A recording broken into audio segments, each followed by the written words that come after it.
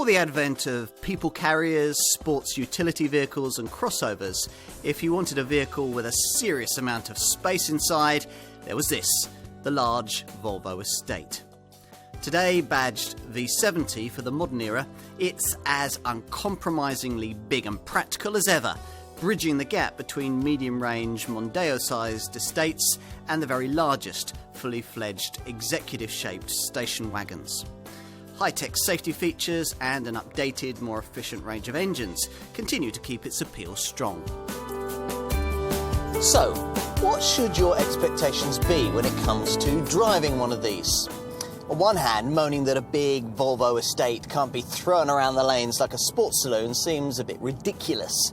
Yet, as the Swedish maker well knows, only slightly pricier German rivals like BMW's 5 Series Touring and Audi's A6 Savant have shown that it really is possible to produce a car like this with plenty of carriage capacity, yet at the same time quite an accomplished dynamic repertoire.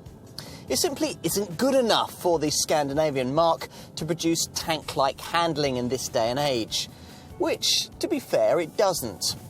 In fact, since front-wheel drive first made an appearance on this class of Volvo with the 850 and the V70 series models of the mid-90s, buyers have mostly been pleasantly surprised at the speed at which this big car can be hustled around tight corners.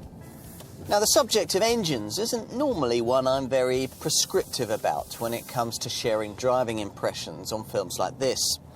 Different owners do, after all, have different needs when it comes to specifying what lies under the bonnet.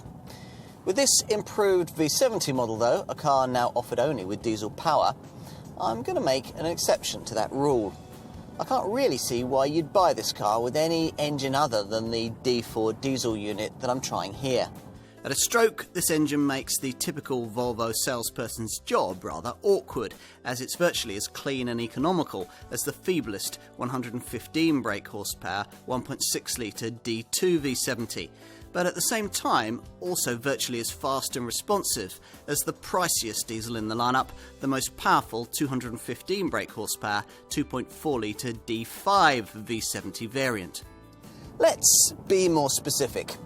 As well as being able to average over 65 miles to the gallon and emit under 115 grams per kilometre of CO2, this D4 gets to 62 miles an hour from rest in just 8.6 seconds on the way to 137 miles an hour. Even if you opt for the 8-speed automatic version, a car like the one I'm trying here, those stats aren't majorly affected. Such are the benefits of modern technology.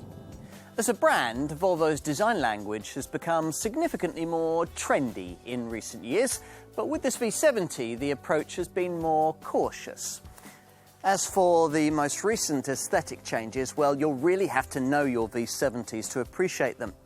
Owners of earlier third-generation models may notice the smarter front grille with its larger brand badge, the daytime running lights, and the added chrome touches that aim to give the car a more upmarket and luxurious feel. At the rear, there's a completely redesigned bumper along with smarter tail lights. Overall, though, Volvo hasn't been diverted from this car's raison d'etre, lugging gear. Raise the optionally powered tailgate and a 575-litre boot is revealed. So, it's good for packages, but what about for people? Well, take a seat in the rear and you'll find that 3 fully sized adults will just about fit comfortably, enjoying decent standards of leg, head and knee room, as well as these neat vents in the B-pillars. Slip behind the wheel and you're treated to an example of Scandinavian design at its very best, with this trademark super slim floating centre console, simple instruments and switchgear ergonomics that are a match for anything from Audi or Mercedes. The idea is that, like IKEA furniture, this cabin should be typically Swedish. Comfortable, simple, intuitive and visually pleasing. However you choose to exactly classify it, this V70 is an executive car, but it needn't come with executive segment running costs. Quite the opposite, in fact. What if I were to tell you that the fuel and CO2 costs of running one of these could be about the same as a little 1.5-litre Ford Fiesta diesel Super Mini? Well, that's just what I'm going to tell you. fitted with Volvo's latest generation Drive-E 2-litre diesel engine. A V70 D4 variant, like the one I'm trying here, delivers 65.7 miles to the gallon on the combined cycle and 113 grams per kilometre of CO2. How to sum up then? Well, here's a car that'll probably outlast you. A car that'll become part of the family as it takes ballet lessons, boating trips and skiing adventures in its stride.